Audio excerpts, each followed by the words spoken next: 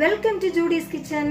Judy's கிச்சன்ல இன்னைக்கு நம்ம பார்க்க போற ரெசிபி சூப்பரான ஒரு மீன் குழம்பு எப்படி பண்றதுன்னு பார்க்கலாம். இதுக்கு தேவையான பொருட்கள்: 1/2 கிலோ மீன் எடுத்து வச்சிருக்கிறேன். 2 தக்காளியை நல்லா சுடு தண்ணியில வேக வச்சு தோல் நீக்கியதுக்கு அப்புறமா நல்லா இந்த மாதிரி அரைச்சி வச்சுட்டேன்.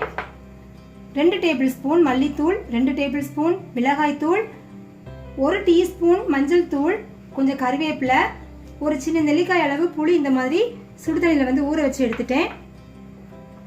பூண்டு, சின்ன வெங்காயம், இது கொஞ்சம் நிறையவே எடுத்துக்கோங்க, ரொம்ப டேஸ்டா இருக்கும். இப்போ நம்ம இந்த மீன் குழம்பை நல்லெண்ணெயில செய்ய போறோம். ரொம்ப டேஸ்டியா இருக்கும் நல்லெண்ணெயில பண்ணா. நல்லெண்ணெய் யூஸ் பண்ணி மண் சட்டியில இந்த குழம்பை நம்ம ப்ரிப்பேர் பண்ண போறோம். இது எப்படி பண்றதுன்னு பார்க்கலாம்.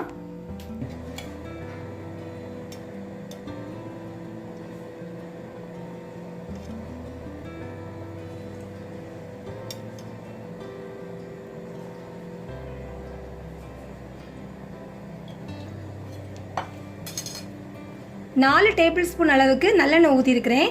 நல்லெண்ணெய் கொஞ்சம் அதிகமாக சேர்த்தாதான் இந்த குழம்பு ரொம்ப நல்லா இருக்கும்.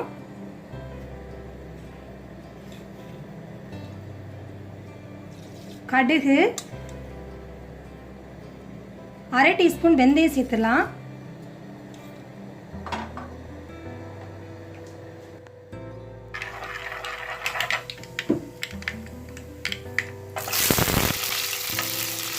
வெங்காயம், பூண்டு இப்போ நம்ம சேர்த்துடலாம். இது ரொம்ப வதங்க வேண்டாம். லைட்டாக அந்த வெங்காயத்தோட கலர் மாறின உடனே நம்ம மசாலா பொடியெல்லாம் சேர்த்துடலாம். மசால் பவுடர் சேர்க்குறப்போ தீயை ரொம்ப சிம்மில் வச்சுக்கோங்க, ஏன்னா சீக்கிரமாக கருகி போயிடும்.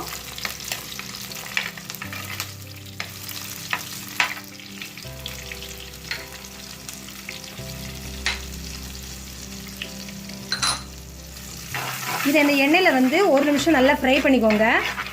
நல்ல ஒரு வாசனை வரும். அந்த டைமில் நம்ம எடுத்து வச்சிருக்கிற அந்த டொமேட்டோ பேஸ்ட் சேர்த்துடலாம்.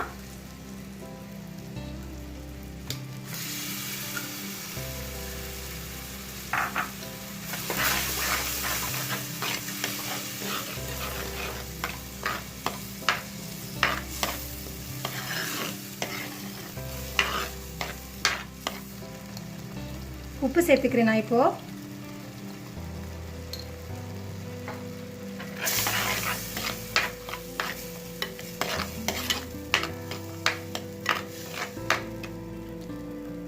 மூடி போட்டு ஒரு 2 நிமிஷம் வச்சிடலாம். 2 நிமிஷத்துக்கு அப்புறமா ஓப்பன் பண்ணிடலாம். இப்போ அந்த சைடில் எண்ணெய் எல்லாம் தெளிஞ்சு இந்த மாதிரி அந்த மசாலா நல்லா குக் ஆனதுக்கு அப்புறமா புளி தண்ணி சேர்த்துடலாம்.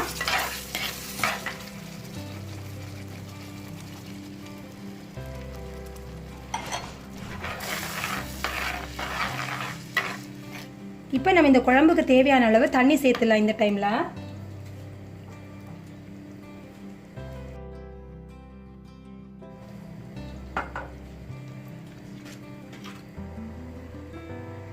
அரை கப் அளவு தண்ணி இதில் ஆட் பண்ணியிருக்கிறேன்னா. இது கொஞ்சம் கொதிக்கட்டும். கொதிச்சதுக்கு அப்புறமா நம்ம மீன் எடுத்து போடலாம்.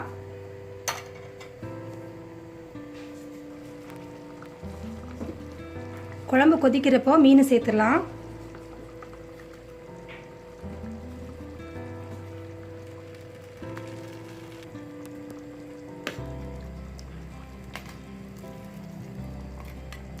அடுப்பை மிதமான சூடில் வச்சதுக்கு அப்புறமா இதை மூடி போட்டு இந்த மீன் வேக விட்டுடலாம்.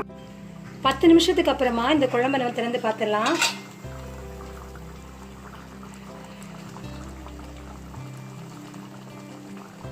எண்ணெய் தெளிஞ்சு இந்த மாதிரி குழம்பு நல்லா ரெடி ஆயாச்சு. மீன் பார்த்தீங்கன்னா மீன் வெந்தாச்சு.